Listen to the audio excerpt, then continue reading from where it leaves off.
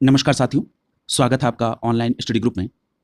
घटना चक्र दृष्टि के नए संस्करण के अंतर्गत आज की क्लास में कृषि एवं संबद्ध क्षेत्र से संबंधित टॉपिक को डिटेल में कवर करेंगे और जो तथ्य परीक्षा के दृष्टिकोण से महत्वपूर्ण है उनको पॉइंट आउट करेंगे। तो चलिए प्रारंभ करते हैं। आज का जो सबसे पहला टॉपिक है, पशुधन के क्षेत्र के लिए पहली क्रेडिट गारंटी योजना। यहां पर एक बात याद रखिएगा कि जो पशुधन क्षेत्र के लिए पहली क्रेडिट गारंटी योजना आई, ये कब प्रारंभ हुई, तो याद रखेंगे 20 जुलाई 2023 को। यहां अगर ये बात पूछी जाए कि जो पशुधन क्षेत्र के लिए पहली क्रेडिट गारंटी योजना आई है किस विभाग के द्वारा, तो आपका जवाब होगा पशुपालन एवं डेयरी विभाग द्वारा। मंत्रालय का नाम पूछा जाए तो आपका जवाब होगा मत्स्य पालन, पशुपालन एवं डेयरी मंत्रालय, भारत सरकार की तरफ से पशुधन क्षेत्र के लिए पहली क्रेडिट गारंटी योजना प्रारंभ की गई। यहां अगर आपसे यह प्रश्न पूछा जाए कि किस निधि के तहत पशुधन क्षेत्र के लिए यह पहली क्रेडिट गारंटी योजना लाई गई, तो याद रखिएगा पशुपालन और संरचना विकास निधि, इसको शॉर्ट फॉर्म में कहते हैं AHIDF, यानी animal husbandry infrastructure development fund. पशुपालन और संरचना विकास निधि के तहत पशुधन क्षेत्र के लिए यह पहली क्रेडिट गारंटी स्कीम प्रारंभ की गई। क्लियर है? तो ये तीनों पॉइंट आपने क्लियर किया। यहां पर एक बात और याद रखिएगा, ये जो मंत्रालय है मत्स्य पालन, पशुपालन एवं डेयरी मंत्रालय, इसने इस योजना को जो लॉन्च किया उसका उद्देश्य क्या था, तो याद रखिएगा पशुधन क्षेत्र के लिए जो पहली क्रेडिट गारंटी योजना है, इसका जो मूल उद्देश्य है ऋण वितरण प्रणाली को मजबूत करना और पशुधन के क्षेत्र में जो सूक्ष्म, लघु और मध्यम उद्यम है, यानी जो पशुधन क्षेत्र में जो MSMEs हैं, इनको कैसे जोखिम मुक्त ऋण के तहत आगे बढ़ाया जाए, इस बात पर विचार करने के लिए, इस क्षेत्र में काम करने के लिए मंत्रालय के द्वारा पशुधन क्षेत्र के लिए पहली क्रेडिट गारंटी योजना लाई गई। क्लियर है? तो ये जो पहली क्रेडिट गारंटी योजना है पशुधन क्षेत्र के लिए, ये योजना ऋण वितरण प्रणाली को मजबूत करना और पशुधन क्षेत्र के MSMEs को जोखिम मुक्त ऋण की तरफ ले चलना, ये मूल उद्देश्य है। क्लियर है? अगर आपसे यह प्रश्न पूछा जाए कि इस योजना के संचालन के लिए कितने रुपए से एक क्रेडिट गारंटी फंड को स्थापित किया गया, तो याद रखिएगा 750 करोड़ रुपए के साथ एक क्रेडिट गारंटी फंड यानी CGF की स्थापना की गई। किसके द्वारा की गई, तो पशुपालन एवं डेयरी विभाग के द्वारा। क्लियर है? और ये ऋणदाता संस्थाओं द्वारा सूक्ष्म, लघु और मध्यम उद्यम को दी जाने वाली ऋण सुविधाओं के 25% तक क्रेडिट गारंटी कवर करेगा। क्लियर है? तो ये जो ऋण सुविधाओं के कितने प्रतिशत तक क्रेडिट गारंटी को कवर करेगा, 25% तक। और ये जो क्रेडिट गारंटी फंड एस्टैब्लिश किया गया पशुपालन एवं डेयरी विभाग के द्वारा, ये कितने की था, 750 करोड़ रुपए। क्लियर है? यहां पर एक बात और याद रखिएगा कि जो 750 करोड़ रुपए की निधि का प्रबंधन है, ये किसके द्वारा किया जाएगा।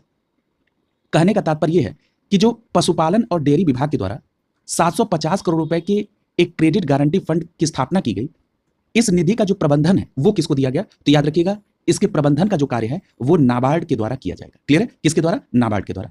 तो इतनी बातें आप यहां पर पशुधन क्षेत्र के लिए ये जो पहली क्रेडिट गारंटी योजना है, ये याद रखेंगे परीक्षा के दृष्टिकोण से। क्लियर है? अगला देखिए, अगला जो टॉपिक है वो है अराकू कॉफी और काली मिर्च को जैविक प्रमाण पत्र।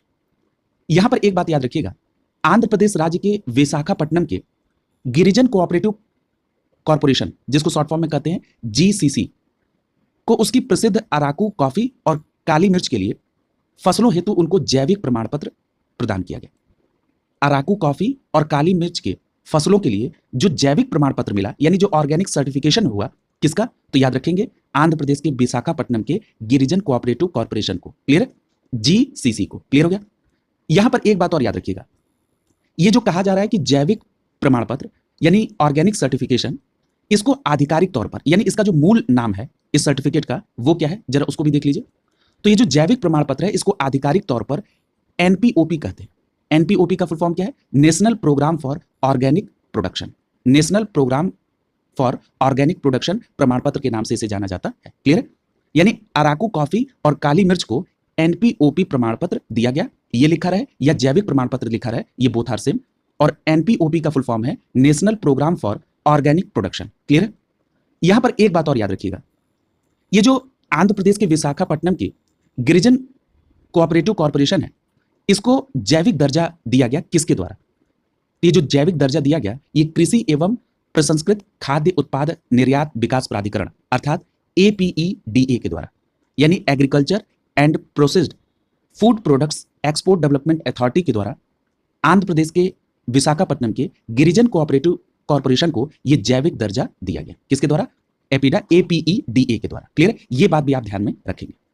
अगली जो बात आपको ध्यान में रखनी है आप ये देख रहे हैं कि कॉफी के आगे अराकू लिखा हुआ है। ये अराकू कॉफी का मतलब क्या है, जरा इसको स्पष्ट करिए। देखिए, जो कॉफी की खेती है ये आंध्र प्रदेश की हरी भरी अराकू घाटी में की जाती है। क्लियर? अराकू घाटी में इस कॉफी की खेती के कारण इसका नाम क्या पड़ा? अराकू कॉफी। क्लियर?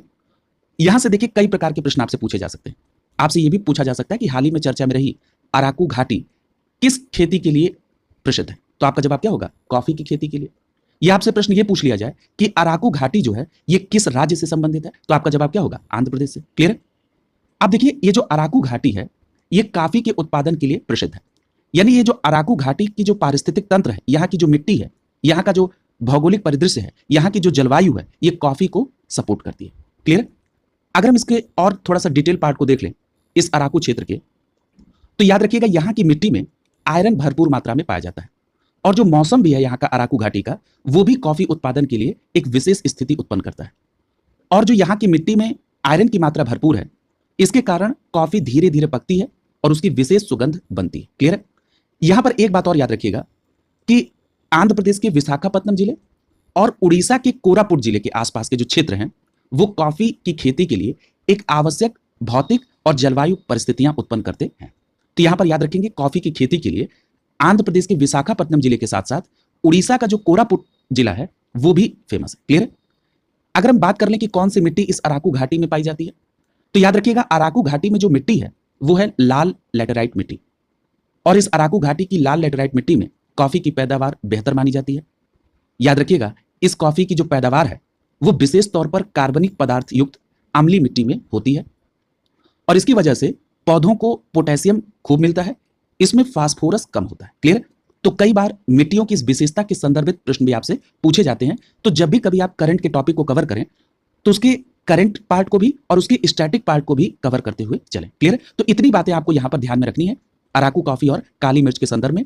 और इसके लिए जिस ऑर्गेनाइजेशन को जैविक प्रमाण पत्र मिला वो है गिरिजन कोऑपरेटिव कॉर्पोरेशन, जो कि विशाखापत्तनम आंध्र प्रदेश से संबंधित है। क्लियर?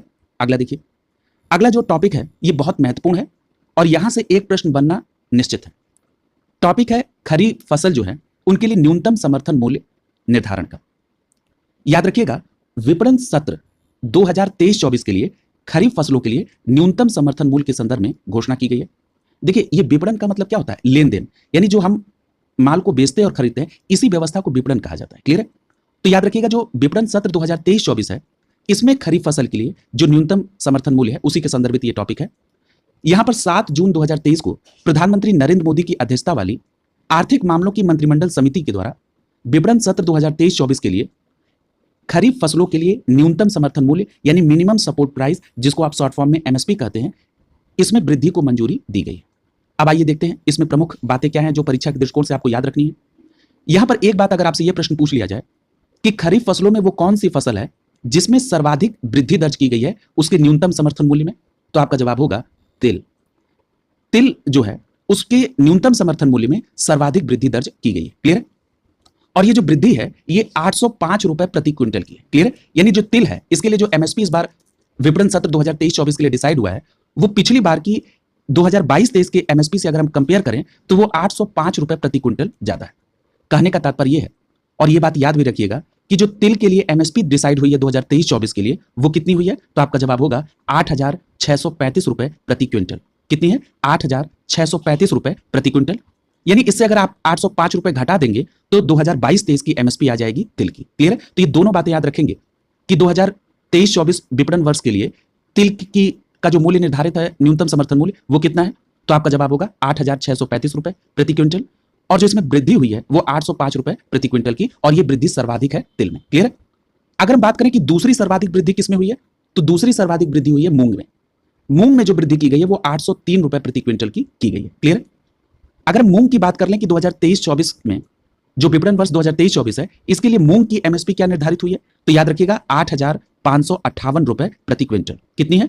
8,558 रुपए प्रति क्विंटल, और पिछली बार की तुलना में 803 रुपए प्रति क्विंटल ये ज्यादा है। क्लियर है? तो याद रखेंगे पहले स्थान पर तिल है और दूसरे स्थान पर मूंग। नीचे यहां पर चार्ट के माध्यम से खरीफ फसलों के विपणन सत्र 2023-24 के लिए जो न्यूनतम समर्थन मूल्य यानी जो एमएसपी डिसाइड की गई है उसको चार्ट के माध्यम से यहां दिखाया गया है। हम लोग जरा इसको कवर करते हैं। देखिए यहां पर जो पहला डेटा दिया गया है ये 2022-23 विपणन वर्ष के लिए है, बगल में उसके 2023-24 विपणन वर्ष के लिए जो एमएसपी है वो दिखाया गया है। 2022-23 से तुलनात्मक रूप से कितनी एमएसपी में वृद्धि हुई है, तीसरे कॉलम में वो है, और चौथे कॉलम में है कि लागत से अधिक लाभ, कितने प्रतिशत लागत से अधिक लाभ पर यह रेट डिसाइड हुआ है। क्लियर है? तो देखिए यहां पर सबसे पहला दिया गया धान। धान अगर सामान्य कैटेगरी का है तो जो 2023-24 विपणन वर्ष है इसके लिए जो एमएसपी डिसाइड है वो कितनी है, 2183 रुपए। बिल्कुल क्लियर कट डेटा आपको याद होना चाहिए कि सामान्य धान के लिए विपणन वर्ष 2023-24 में जो एमएसपी डिसाइड है वो कितनी है, 2183 रुपए। और अगर हम 2022-23 से तुलना करें तो इसमें कितने की वृद्धि की गई है, 143 रुपए की। क्लियर है? देखिए अगर आप ये दोनों डेटा याद रखते हैं तो 2022-23 के एमएसपी आप आराम से निकाल लेंगे। अगर हम बात करें कि धान अगर ए ग्रेड का है तो विपणन वर्ष 2023-24 के लिए एमएसपी कितनी है, तो आपका जवाब होगा 2203 रुपए प्रति क्विंटल। और अगर हम तुलना करें 2022-23 के एमएसपी से तो इसमें भी 143 रुपए की वृद्धि हुई। क्लियर है? तो ये दोनों बातें याद रखेंगे। धान अगर सामान्य कैटेगरी का होगा तो 2023-24 विपणन वर्ष के लिए एमएसपी 2183 रुपए। अगर धान ग्रेड ए का है तो विपणन वर्ष 2023-24 के लिए एमएसपी 2203 रुपए निर्धारित है। और अगर हम 2022-23 से तुलना करें तो 143 रुपए प्रति क्विंटल की यह वृद्धि है। इसमें अन्य जो खरीफ फसलें हैं उनकी भी जरा 2023-24 की एमएसपी को आप देखते चलिए। अगर हम ज्वार हाइब्रिड की बात करें तो 2023-24 में जो एमएसपी डिसाइड है वो 3180 रुपए प्रति क्विंटल है। ज्वार माल दांडी के लिए जो एमएसपी है 2023-24 के लिए वो है 3225 रुपए प्रति क्विंटल। अगर हम बाजरा की बात करें, यहां से प्रश्न पूछा गया पूर्व में, तो बाजरा के लिए विपणन वर्ष 2023-24 के लिए जो एमएसपी है वो 2500 रुपए प्रति क्विंटल, कितनी है, 2500 रुपए प्रति क्विंटल। अगर हम रागी की बात करें तो रागी के लिए विपणन वर्ष 2023-24 में जो एमएसपी डिसाइड है वो है 3846 रुपए। मक्का के लिए जो एमएसपी डिसाइड है 2023-24 के लिए वो 2090 रुपए प्रति क्विंटल है। ये इंपॉर्टेंट है। अगर हम वही बात कर लें अरहर की यानी तुअर की, तो अरहर के लिए जो 2023-24 विपणन वर्ष के लिए जो एमएसपी डिसाइड है वो है 7000 रुपए प्रति क्विंटल, कितनी है, 7000 रुपए प्रति क्विंटल। अगर हम बात कर ले मूंग की, मूंग के संदर्भ में अभी आप तथ्य पढ़ चुके हैं कि मूंग वो दूसरी फसल है खरीफ के अंतर्गत जिसमें सर्वाधिक वृद्धि हुई है एमएसपी में, वो कितनी है, 803 रुपए की। यह पढ़ चुके हैं अभी। और मैंने वहीं आपको बताया था कि 2023-24 विपणन वर्ष के लिए जो मूंग की एमएसपी डिसाइड है वो है 8558 रुपए प्रति क्विंटल। क्लियर है? इसमें जो जो महत्वपूर्ण फसलें हैं उनको आप याद रखेंगे। मैं एक प्रारंभिक चर्चा हर फसल की कर दे रहा हूं। अगर हम बात कर लें उड़द की, तो उड़द के लिए जो 2023-24 में एमएसपी डिसाइड की गई है वो है 6950 रुपए प्रति क्विंटल। अगर हम बात करें मूंगफली की, तो मूंगफली के लिए जो एमएसपी है 2023-24 की वो है 6377 रुपए की। सूरजमुखी के बीज के लिए जो एमएसपी डिसाइड है 2023-24 के लिए वो है 6760 रुपए। पीला सोयाबीन के लिए जो एमएसपी डिसाइड है 2023-24 के लिए वो है 4600 रुपए। तिल के लिए, जिसके संदर्भ में स्टार्टिंग में चर्चा हुई है, तिल के लिए जो एमएसपी डिसाइड है 2023-24 में वो है 8635 रुपए प्रति क्विंटल। और याद रखिएगा कि सर्वाधिक वृद्धि जो है वो तिल के लिए ही की गई है एमएसपी में। और तिल के लिए एमएसपी में कितने की वृद्धि हुई है पिछली बार की तुलना में, यानी 2022-23 की तुलना में, तो आपका जवाब होगा 805 रुपए प्रति क्विंटल। क्लियर है? यानी सर्वाधिक वृद्धि एमएसपी में तिल के लिए हुई और दूसरे नंबर पर मूंग है। क्लियर है? अगर हम बात कर लें नाइजर सीड की, याद रखिएगा नाइजर सीड के लिए जो एमएसपी डिसाइड की गई है विपणन वर्ष 2023-24 के लिए वो है 7734 रुपए। अगर हम बात करें कपास की, तो कपास के मध्यम रेशे के लिए जो एमएसपी डिसाइड है 2023-24 के लिए वो है 6620 रुपए। और कपास अगर लंबे रेशे का है तो इसके लिए जो एमएसपी डिसाइड है 2023-24 के लिए वो है 7020 रुपए। कितना है? 7020 रुपए। याद रखिएगा आपको 2023-24 के लिए एमएसपी ध्यान में रखनी है इनकी। और जो खरीफ फसल में जो मुख्य फसलें हैं उनकी तो आप जरूर याद रखेंगे। प्रमुख रूप से यह भी बात याद रखेंगे कि सर्वाधिक वृद्धि एमएसपी में जो हुई वो तिल की फसल के लिए और उसके बाद मूंग के लिए। क्लियर है? अब हम अगले टॉपिक पर चल रहे हैं। अगला टॉपिक है बागवानी फसलों का उत्पादन 2021-22। याद रखिएगा जून 2023 में कृषि एवं किसान कल्याण मंत्रालय भारत सरकार के द्वारा 2021-22 के लिए बागवानी फसलों यानी हॉर्टिकल्चर क्रॉप्स के लिए क्षेत्र एवं उत्पादन संबंधित कुछ अंतिम आंकड़े जारी किए गए। यानी जून 2023 में कृषि एवं किसान मंत्रालय के द्वारा आंकड़ा प्रस्तुत किया गया। यह आंकड़ा 2021-22 की जो बागवानी फसलें यानी जो हॉर्टिकल्चर क्रॉप्स हैं उनके क्षेत्र और उत्पादन के संदर्भ में यह अंतिम आंकड़ा है, फाइनल डेटा है। ये जो रिपोर्ट आई, अगर हम इसके अकॉर्डिंग देखें तो 2021-22 में कुल 28.04 मिलियन हेक्टेयर क्षेत्रफल में 347.18 मिलियन टन बागवानी उत्पादन होने का अनुमान है। कहने का तात्पर्य यह है कि जो आंकड़ा है इसमें 2021-22 के लिए जो बागवानी उत्पादन है, बागवानी फसलों का, उसमें कितने क्षेत्रफल पे बात हो रही है, तो 28.04 मिलियन हेक्टेयर क्षेत्रफल पर। और इस क्षेत्रफल में कितना उत्पादन बागवानी फसलों का, तो वो है 347.18 मिलियन टन का। क्लियर है? ये आंकड़ा आपको बिल्कुल याद होना चाहिए। याद रखिएगा 2021-22 के लिए अगर हम फलों के उत्पादन की बात कर लें, तो 2021-22 के लिए जो फलों के उत्पादन में बात कही गई है वो है 107.51 मिलियन टन। यानी बागवानी उत्पादन में 347.18 मिलियन टन, 2021-22 के लिए फलों का उत्पादन 107.51 मिलियन टन, 2021-22 के लिए अगर हम सब्जियों के उत्पादन की बात करें तो यह है 209.14 मिलियन टन। क्लियर है? तो ये डेटा आपको ध्यान में रखना है। नीचे चार्ट के माध्यम से विभिन्न क्षेत्रों का जो उत्पादन है उसमें जो राज्य शीर्ष पर हैं उनके लिए एक चार्ट दिया गया। तो हम सबसे पहले बात करेंगे सब्जी उत्पादन की। सब्जी उत्पादन में वर्ष 2021-22 के लिए जो राज्य शीर्ष 5 पर हैं, यानी टॉप 5 पर जो राज्य हैं सब्जी उत्पादन के मामले में वर्ष 2021-22 के लिए, उन पर अगर हम गौर करें तो इसमें सबसे पहला नाम है जिस राज्य का, वो है उत्तर प्रदेश।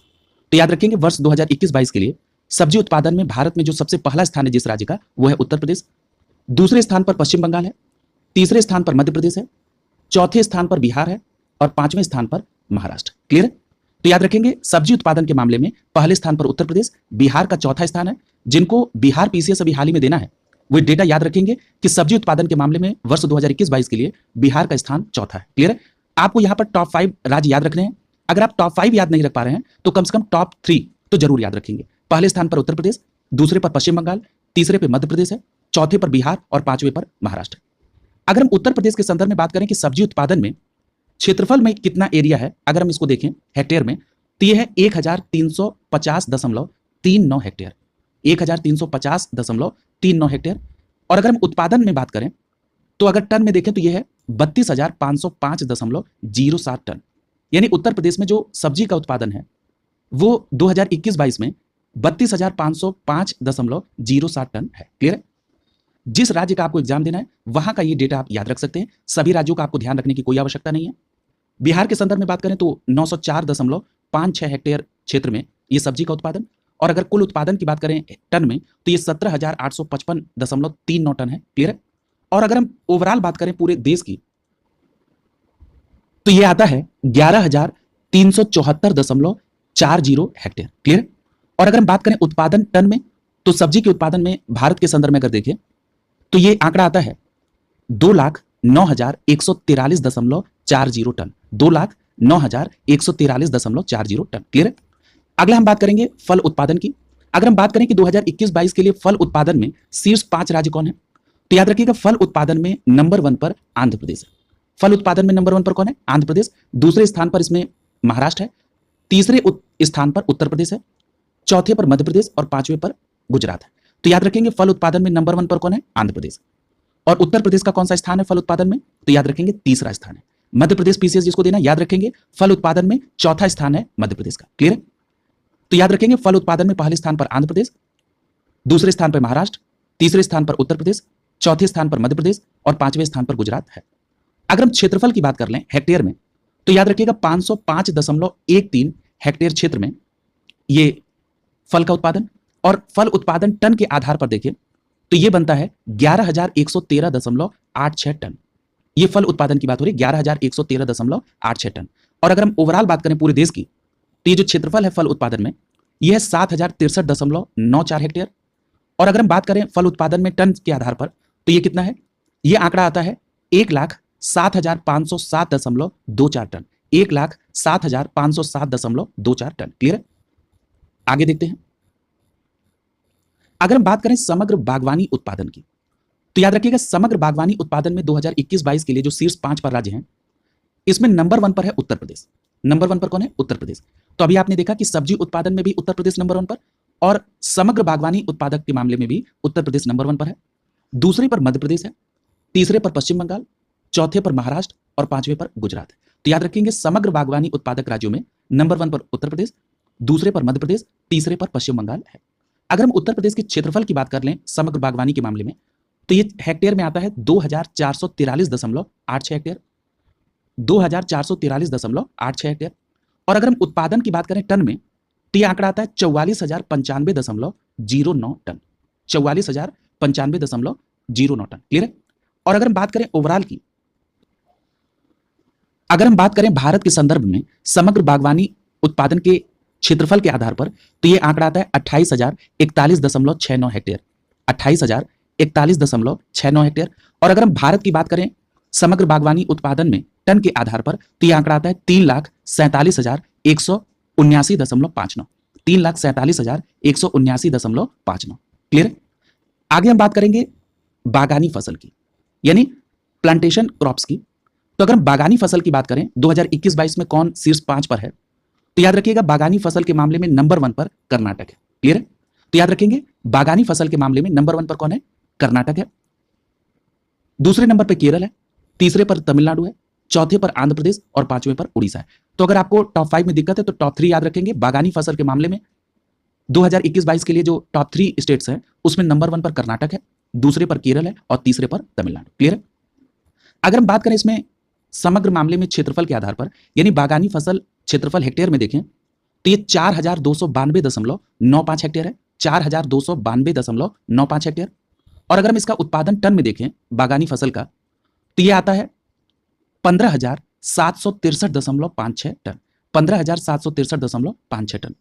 आगे बात करेंगे मसाला उत्पादन की, तो 2021-22 वर्ष के लिए जो मसाला उत्पादन में शीर्ष 5 पर राज्य हैं उनको अगर देखें तो याद रखिएगा मसाला उत्पादन में नंबर 1 पर मध्य प्रदेश। मसाला उत्पादक राज्यों में नंबर 1 पर मध्य प्रदेश है, दूसरे नंबर पे राजस्थान, तीसरे नंबर पे गुजरात है, चौथे नंबर पे कर्नाटक है और पांचवें नंबर पर तेलंगाना है। क्लियर है। तो याद रखेंगे 2021-22 के लिए जो मसाला उत्पादक राज्यों में लिस्ट आई जून 2023 में, उसमें बताया गया कि मसाला उत्पादक राज्यों में पहले नंबर पर मध्य प्रदेश है, दूसरे पर राजस्थान है और तीसरे पर गुजरात है। क्लियर है। अगर हम बात कर लें क्षेत्रफल की, अगर हम बात करें भारत के संदर्भ में कि मसाला उत्पादन में भारत में क्षेत्रफल कितना कवर होता है, तो याद रखिएगा यह है 4,360.46 हेक्टेयर। 4,360.46 हेक्टेयर। और अगर हम बात करें कि मसाला उत्पादन में कितना टन होता है अगर पूरे देश में, तो याद रखिएगा 11,155.14 टन। 11,155.14 टन। क्लियर है। आगे हम लोग बात करेंगे समग्र फूल उत्पादन वाले शीर्ष 5 राज्य कौन है 2021-22 के लिए, तो याद रखिएगा समग्र फूल उत्पादन में पहले नंबर पर तमिलनाडु है। कौन है, तमिलनाडु। तो याद रखेंगे समग्र फूल उत्पादन में पहले नंबर पर कौन है, कौन सा स्टेट है, तमिलनाडु है। समग्र फूल उत्पादन में दूसरे स्थान पर कर्नाटक है, तीसरे स्थान पर मध्य प्रदेश, चौथे स्थान पर पश्चिम बंगाल और पांचवें स्थान पर गुजरात है। तो याद रखिएगा समग्र फूल उत्पादन में पहले स्थान पर तमिलनाडु, दूसरे पर कर्नाटक और तीसरे पर मध्य प्रदेश है। अगर हम बात करें कि समग्र फूल उत्पादन में पूरे देश में कितना क्षेत्रफल है, तो यह है 282.38 हेक्टेयर। 282.38 हेक्टेयर। और अगर हम उत्पादन की बात कर लें समग्र फूल के संदर्भ में पूरे देश में, तो ये टन में है 2,813.47 टन। 2,813.47 टन। क्लियर है। आगे देखिए, आगे हम अगर बात करें कि फल, सब्जी, मसाला और बागान फसलों में अग्रणी 3 उत्पादक राज्य या केंद्र शासित प्रदेश 2021-22 के लिए कौन है, तो जरा इसको देखिए, ये भी बहुत इंपॉर्टेंट है। अगर हम बात कर ले कुल फल के मामले में, और याद रखिएगा ये जो आंकड़ा दिया गया ये कब दिया गया है, तो ये जून 2023 में, और किस वर्ष के लिए, तो 2021-22 के लिए। क्लियर है। अगर हम बात करें कुल फल की, तो कुल फल के उत्पादन के मामले में पहले स्थान पर कौन है, आंध्र प्रदेश। कुल फल के उत्पादन में दूसरे स्थान पर महाराष्ट्र है और कुल फल के उत्पादन के मामले में तीसरे स्थान पर कौन है, उत्तर प्रदेश है। क्लियर है। तो याद रखेंगे कुल फल के मामले में पहले स्थान पर आंध्र प्रदेश और तीसरे स्थान पर उत्तर प्रदेश है। अगर आपसे पूछा जाए कि कुल फल के मामले में उत्तर प्रदेश, तो आपका जवाब होगा तीसरा। पहले स्थान पर आंध्र प्रदेश, दूसरे पर महाराष्ट्र। अगर हम केले के संदर्भ में बात कर लें, तो याद रखिएगा केले के उत्पादन में पहले स्थान पर आंध्र प्रदेश, दूसरे स्थान पर महाराष्ट्र और तीसरे स्थान पर गुजरात है। तो याद रखिएगा कुल फल के उत्पादन में और केले के उत्पादन में पहले और दूसरे स्थान पर जो क्रमशः राज्य हैं वो है आंध्र प्रदेश और महाराष्ट्र। क्लियर है। कुल फल और केले के मामले में ये टॉप सेकंड जो राज्य हैं वो पहले पर आंध्र प्रदेश और दूसरे पर महाराष्ट्र है, लेकिन याद रखेंगे केले के उत्पादन में तीसरे स्थान पर गुजरात है। अगर हम बात कर ले आम की, तो आम के उत्पादन में जो पहले स्थान पर राज्य है वो है आंध्र प्रदेश।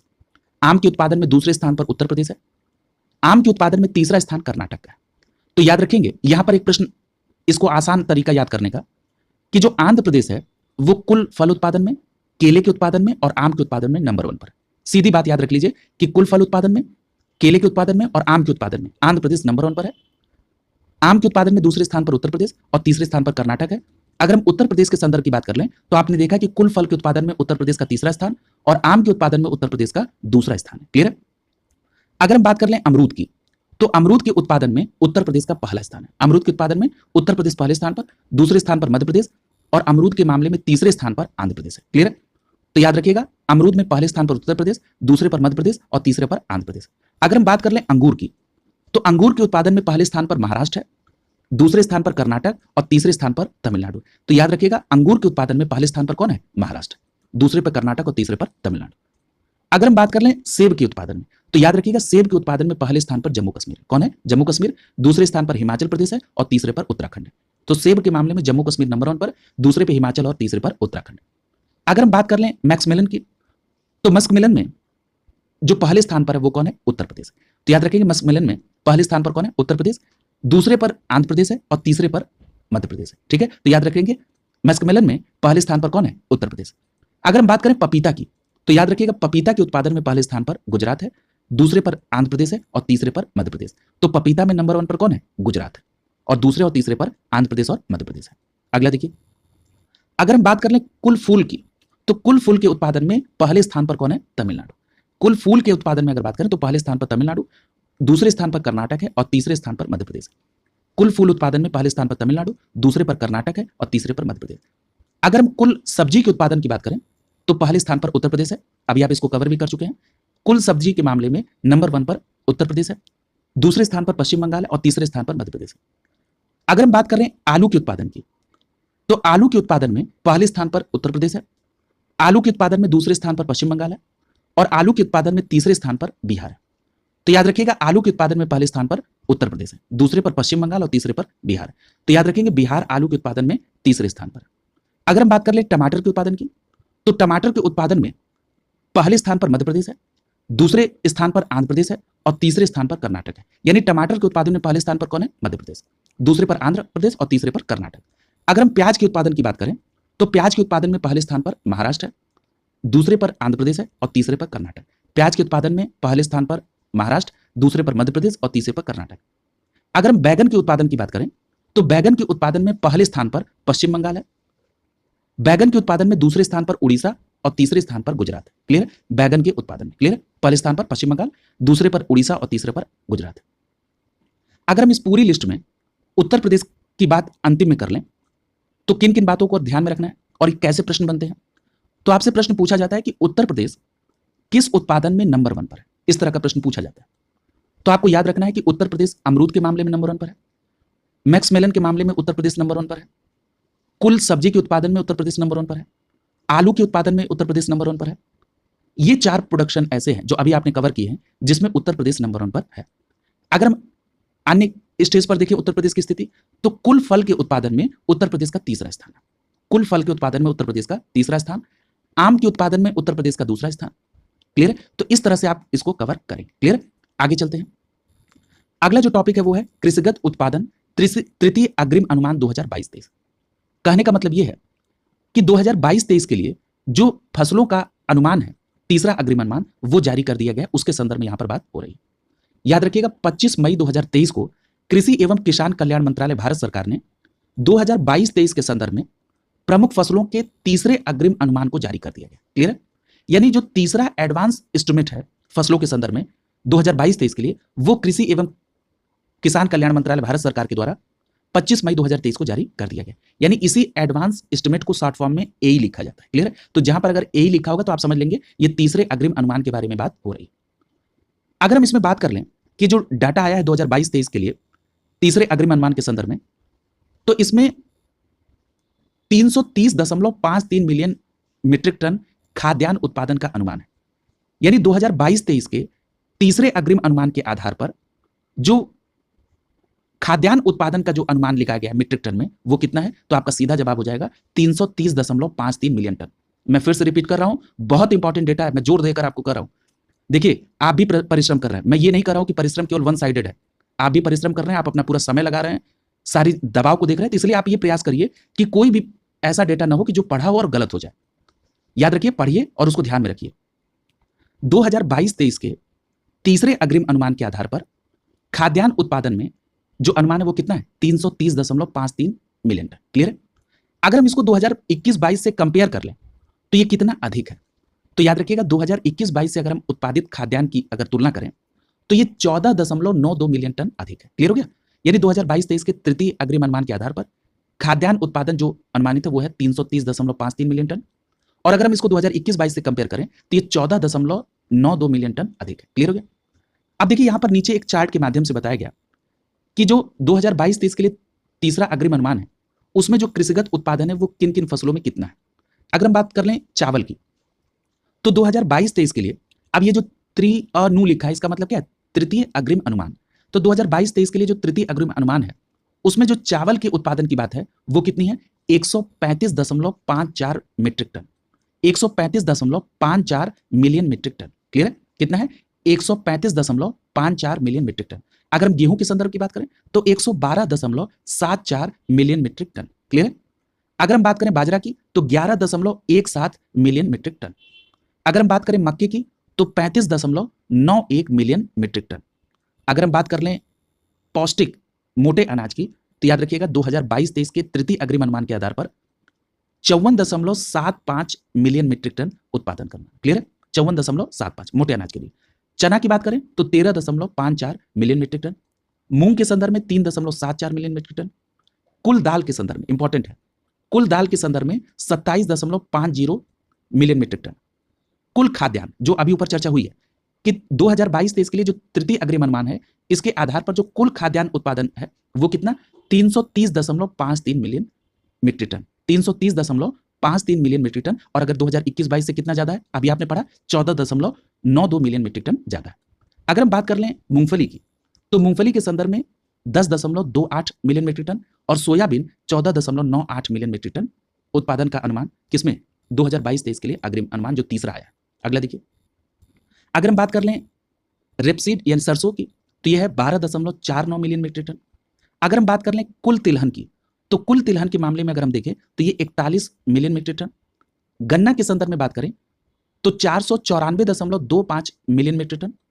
और अगर हम कपास की बात करें तो ध्यान रखिएगा ये जो कपास है ये लाख गांठें 170 किलोग्राम प्रति के आधार पर, यानी ये जो कपास और जूट और मेस्ता का जो अनुमान लगता है ये लाख गांठें और प्रत्येक कितने की? 170 किलोग्राम की। क्लियर है? तो इस आधार पे जो कपास है वो है 34.35 लाख गांठें और प्रत्येक कितने की है? 170 किलोग्राम। और अगर हम बात करें जूट एवं मेस्ता की तो ये कितना है?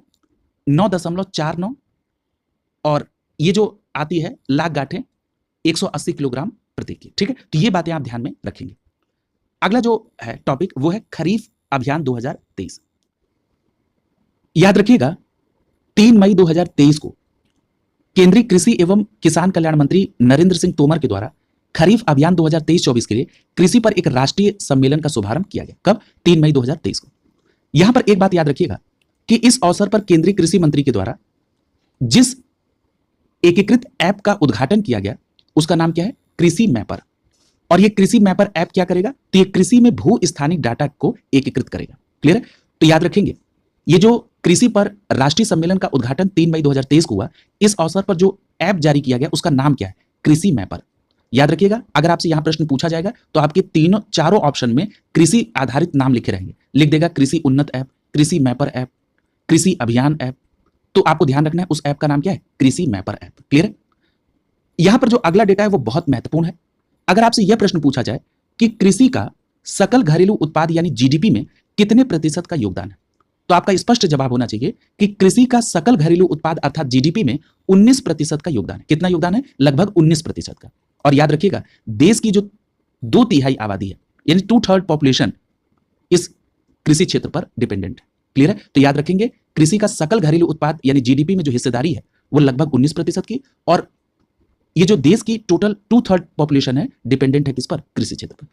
अगर हम ये बात करें कि जो कृषि पर राष्ट्रीय सम्मेलन का जो उद्घाटन हुआ 3 मई 2023 को, इस सम्मेलन में सरकार के द्वारा देश भर में कितनी उर्वरक दुकानों का नाम परिवर्तित करने की घोषणा। तो याद रखिएगा इसमें 3.25 लाख से अधिक जो उर्वरक दुकानें हैं उनको अब नाम से जाना जाएगा प्रधानमंत्री किसान समृद्धि केंद्र।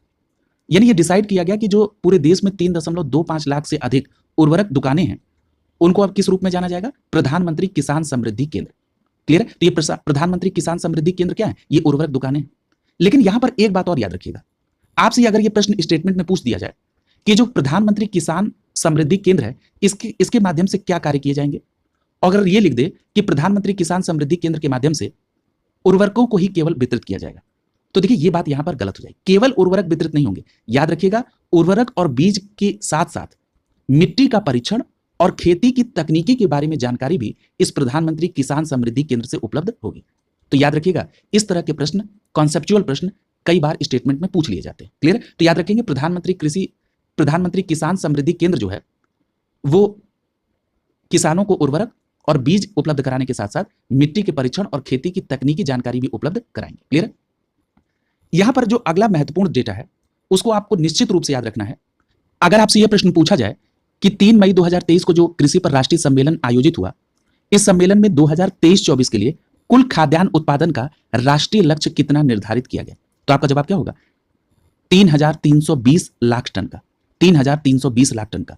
तो याद रखेंगे 2023-24 के लिए कुल खाद्यान्न उत्पादन का जो राष्ट्रीय लक्ष्य निर्धारित किया गया है वह 3,320 लाख टन का। याद रखिएगा, बहुत इंपॉर्टेंट है ये। अगर हम बात कर लें अगले उत्पादन में, तो 2023-24 के लिए जो दलहन उत्पादन का लक्ष्य है ये कितना है? तो याद रखिएगा 2023-24 के लिए जो दलहन उत्पादन का लक्ष्य है वो है 292.5 लाख टन। कितना है? 292.5 लाख टन का। क्लियर है? तो याद रखेंगे 2023-24 के लिए दलहन उत्पादन का जो लक्ष्य है वो है 292.5 लाख टन का। और इसमें पहले कितना उत्पादन हुआ था दलहन का? तो वो पहले उत्पादन लक्ष्य था 278.1। अब उसकी तुलना में बढ़ गया है। तो आपको ये डेटा याद रखना है कि 2023-24 के लिए जो दलहन का उत्पादन लक्ष्य है वो कितना निर्धारित हो गया है? 292.5 लाख टन। अगर हम वही बात कर लें तिलहन उत्पादन के लक्ष्य की, तो याद रखिएगा तिलहन के उत्पादन का जो लक्ष्य निर्धारित है 2023-24 के लिए वो है 440 लाख टन का।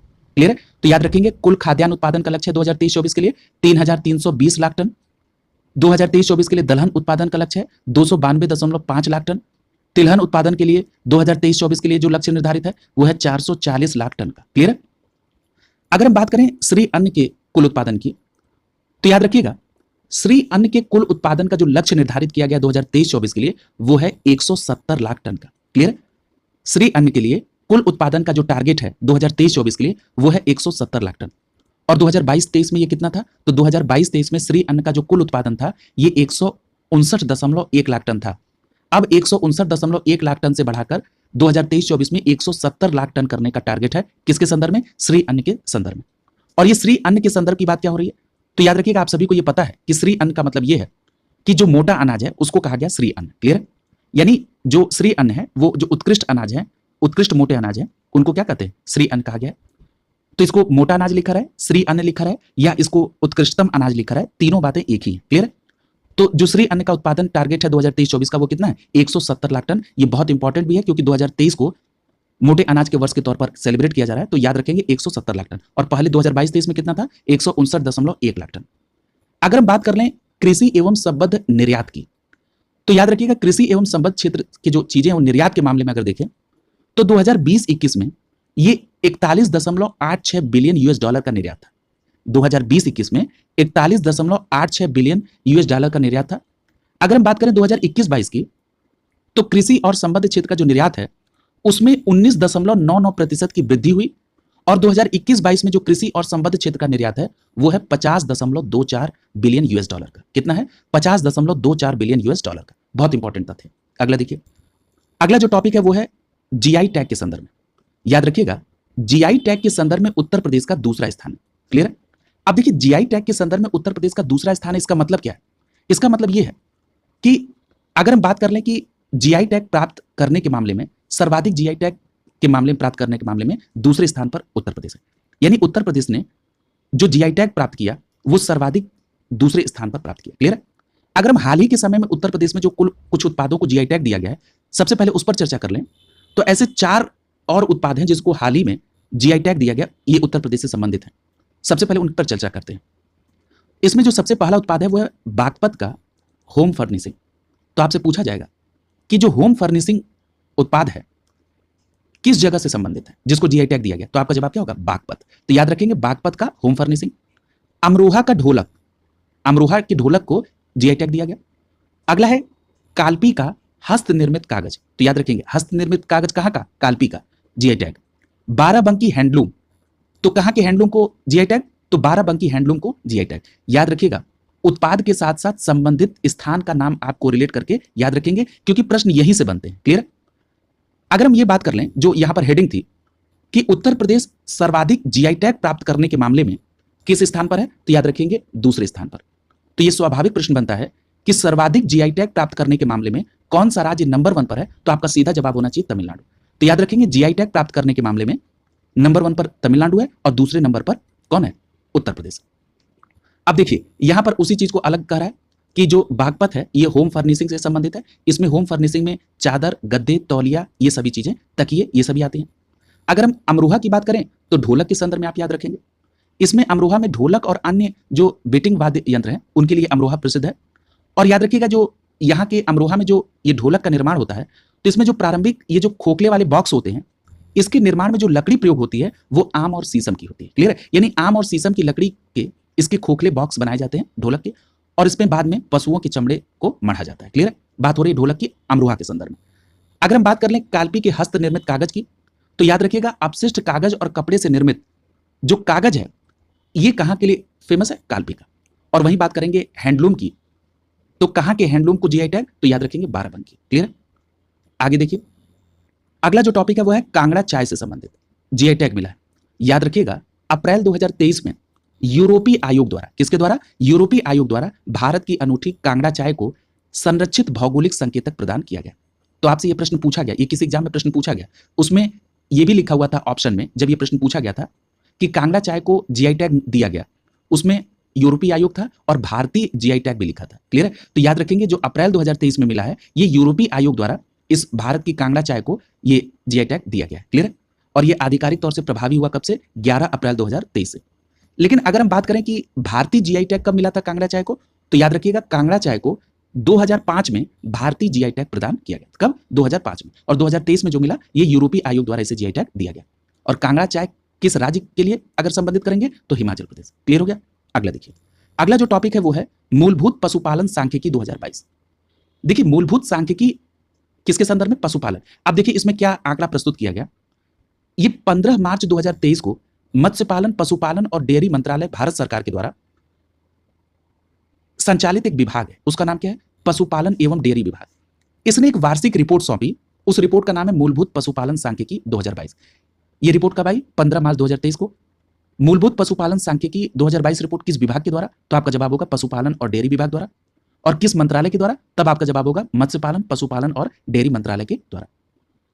याद रखिएगा ये जो रिपोर्ट है, ये जो पुस्तक पब्लिश की गई प्रकाशन, इसमें 2021-22 के लिए 4 प्रमुख पशुधन उत्पादों के बारे में इसमें प्राथमिकता के तौर पर अनुमान प्रकाशित किए गए। क्लियर है? किस संदर्भित वर्ष की बात हो रही है? 2021-22 की। और जो 4 प्रमुख पशुधन उत्पाद हैं जिन पर चर्चा होगी वो है दुग्ध, अंडा, मांस और ऊन। दुग्ध, अंडा, मांस और ऊन। हम लोग सबसे पहले चर्चा का प्रारंभ करते हैं दुग्ध के संदर्भ में। याद रखिएगा ये जो मूलभूत पशुपालन सांख्यिकी 2022 जारी की गई, इसमें बताया गया कि 2021-22 के दौरान देश में जो कुल दुग्ध उत्पादन है वो कितना रहा? तो आपका जवाब होगा 221.06 मिलियन टन। कितना रहा? 221.06 मिलियन टन। याद रखेंगे, इंपॉर्टेंट है, 2021-22 के लिए कुल दुग्ध उत्पादन कितना? 221.06 मिलियन टन। क्लियर है? वहीं अगर हम FAO के अनुसार देखें कि कुल दुग्ध उत्पादन में भारत का विश्व में कौन सा स्थान है, तो याद रखिएगा FAO के अनुसार कुल दुग्ध उत्पादन में भारत का विश्व में पहला स्थान है। क्लियर है? तो कुल दुग्ध उत्पादन भारत में हुआ 2021-22 के दौरान 221.06 मिलियन टन, और भारत दुग्ध उत्पादन में विश्व में पहले स्थान पर है। अगर हम पिछले वर्ष की तुलना में अगर दुग्ध उत्पादन की बात कर लें, तो पिछले वर्ष की तुलना में 2021-22 में जो कुल दुग्ध उत्पादन हुआ उसमें 5.29% की वृद्धि हुई। कितनी की वृद्धि हुई? 5.29% की। अगर मैं एक लाइन में इस बात को कह दूं तो पिछले वर्ष की तुलना में कुल दुग्ध उत्पादन में 5.29% की वृद्धि के साथ 2021-22 में देश का कुल दुग्ध उत्पादन 221.06 मिलियन टन रहा। क्लियर है? अगर हम बात करें कि 2021-22 में देश में दुग्ध की प्रति व्यक्ति उपलब्धता कितने ग्राम प्रतिदिन रही, यह प्रश्न पूछा गया है। तो याद रखिएगा 2021-22 के दौरान देश में दुग्ध की प्रति व्यक्ति उपलब्धता 444 ग्राम प्रतिदिन रही। 444 ग्राम प्रतिदिन। बस ये याद रखिएगा कि देश में अगर दुग्ध की जो प्रति व्यक्ति उपलब्धता है वो कितनी है? 444 ग्राम प्रतिदिन। अच्छा, एक बात यहां पर यह बताइए कि जो प्रति व्यक्ति उपलब्धता की बात हो रही है, ये आंकड़ा कैसे आया होगा 444 ग्राम प्रतिदिन का?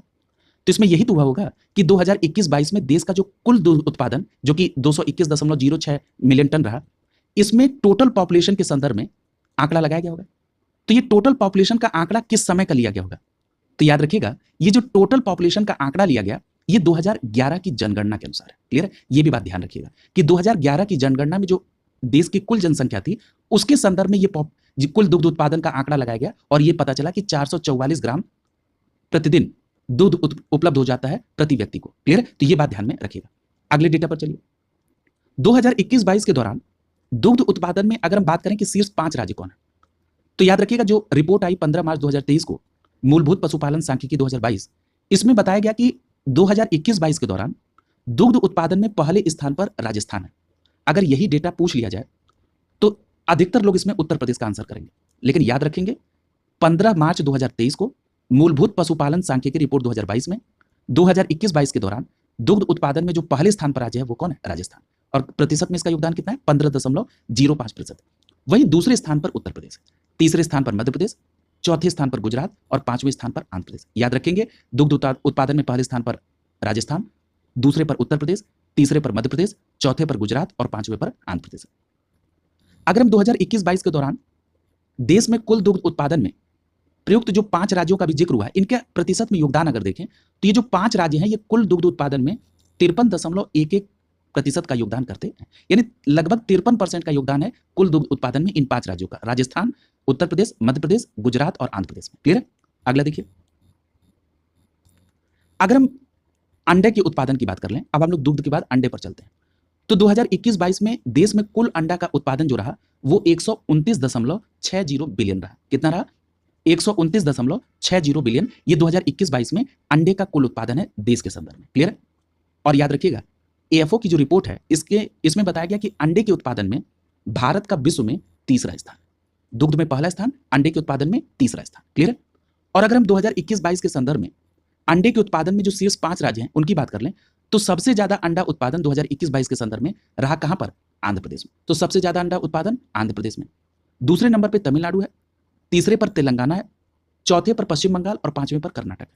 अगर आपको टॉप 5 याद नहीं हो रहा है तो कम से कम टॉप 3 जरूर याद रखेंगे। अंडे के उत्पादन में पहले स्थान पर आंध्र प्रदेश, दूसरे पर तमिलनाडु और तीसरे पर तेलंगाना। हम अगली चर्चा करेंगे मांस के संदर्भ में। 2021-22 में देश में जो कुल मांस का उत्पादन रहा वो कितना रहा? 9.29 मिलियन टन। मांस का कुल उत्पादन 2021-22 में 9.29 मिलियन टन रहा। और अगर हम यही मांस की प्रति व्यक्ति उपलब्धता की बात करें तो देखिए यहां पर मेंशन कर दिया है, 2011 की जनगणना के अनुसार ये कितना रहा? 6.82 किलोग्राम प्रति वर्ष। क्लियर? 6.82 किलोग्राम प्रति वर्ष। तो 2011 की जनगणना के संदर्भ में प्रति व्यक्ति जो मांस की उपलब्धता है वो कितनी है? 6.82 किलोग्राम प्रति वर्ष। क्लियर? और 2021-22 के संदर्भ में देश में कुल मांस का जो उत्पादन है वो 9.29 मिलियन टन।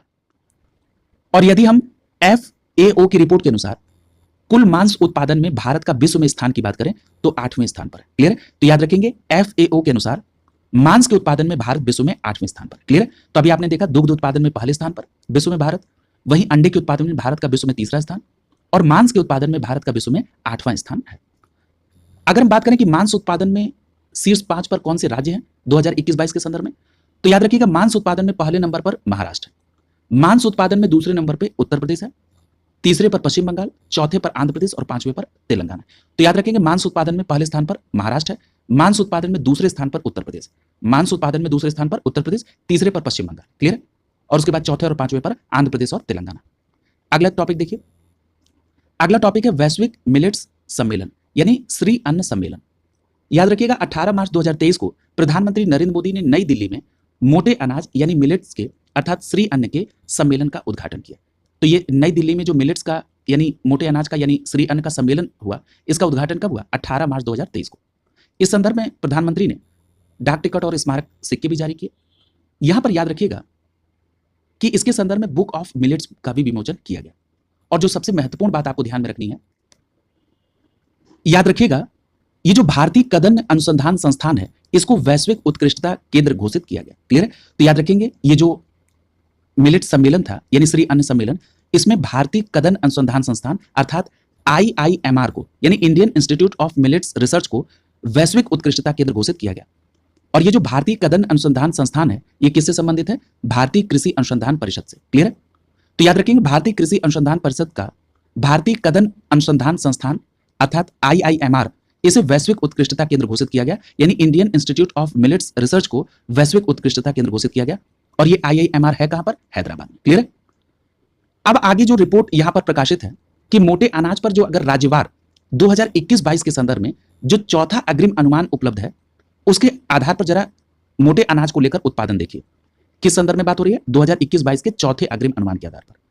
तो हम मोटे अनाज में अगर राज्यवार उत्पादन की बात करें तो इसमें जो सबसे प्रमुख स्थान पर जो राज्य है वो कौन है? तो याद रखिएगा मोटे अनाज के उत्पादन में 2021-22 का जो चौथा अग्रिम अनुमान है वो कहता है कि इसमें नंबर 1 पर जो राज्य है वो कौन है? राजस्थान। कितने परसेंट के साथ? 27% के साथ। तो याद रखेंगे मोटे अनाज के उत्पादन में 27% के साथ राजस्थान इसमें नंबर 1 पर है। दूसरे स्थान पर मोटे अनाज के संदर्भ में महाराष्ट्र है। तीसरे स्थान पर मोटे अनाज के संदर्भ में उत्तर प्रदेश है। कितने प्रतिशत? 14% का योगदान है।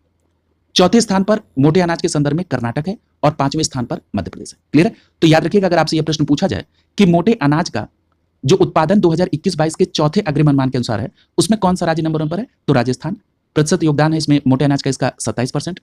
दूसरे स्थान पर महाराष्ट्र है, 15% का योगदान है। तीसरे स्थान पर उत्तर प्रदेश है 14% और 13% पर कर्नाटक है और 8% का योगदान है मध्य प्रदेश का। यानी आपको टॉप 3 स्टेट याद रखना है, राजस्थान, महाराष्ट्र और उत्तर प्रदेश। ये किसके संदर्भ में बात हो रही है? मोटे अनाज के उत्पादन के संदर्भ में ये रिपोर्ट है 2021-22 का चौथा अग्रिम अनुमान। क्लियर है? अगला देखिए, यहां पर एक बात और स्पष्ट कर दें कि वित्त मंत्री निर्मला सीतारमण जब केंद्रीय बजट प्रस्तुत कर रही थी तो उन्होंने मोटे अनाज के लिए श्री अन्न और उत्कृष्टतम अनाज की संज्ञा दी थी। क्लियर है? अगला देखिए, अगला जो टॉपिक है वो है रबी फसलों के लिए न्यूनतम समर्थन मूल्य। किस विपणन वर्ष के लिए? विपणन वर्ष 2023-24 के लिए। क्लियर है? यानी विपणन वर्ष 2023-24 के लिए रबी फसलों का क्या MSP निर्धारण है, इसको देखिए। तो सबसे पहले ये बात हो जाए कि इस पर निर्णय कब हुआ। तो याद रखिएगा 18 अक्टूबर 2022 को प्रधानमंत्री नरेंद्र मोदी की अध्यक्षता में जो आर्थिक मामलों की मंत्रिमंडलीय समिति बैठी, उसने रबी फसल के लिए विपणन सत्र 2023-24 के लिए MSP पर वृद्धि को मंजूरी दी है। इसमें जो आपको सबसे प्रमुख डेटा याद रखना है कि न्यूनतम समर्थन मूल्य MSP में जो सर्वाधिक वृद्धि हुई रबी फसल में वो हुई मसूर के लिए। तो याद रखेंगे रबी फसल के दौरान के लिए अगर न्यूनतम समर्थन मूल्य जो सर्वाधिक वृद्धि किया गया वो किसका? मसूर का। क्लियर? और कितने रुपए प्रति क्विंटल वृद्धि हुई इसमें? मसूर में 500 रुपए। 500 रुपए प्रति क्विंटल MSP में वृद्धि हुई मसूर के संदर्भ में। और उसके बाद इसमें जो वृद्धि हुई वो रेपसीड एवं मस्टर्ड के संदर्भ में है, वो 400 रुपए प्रति क्विंटल। क्लियर है? नीचे चार्ट के माध्यम से इसे और स्पष्ट किया गया, जरा इसको देखिए।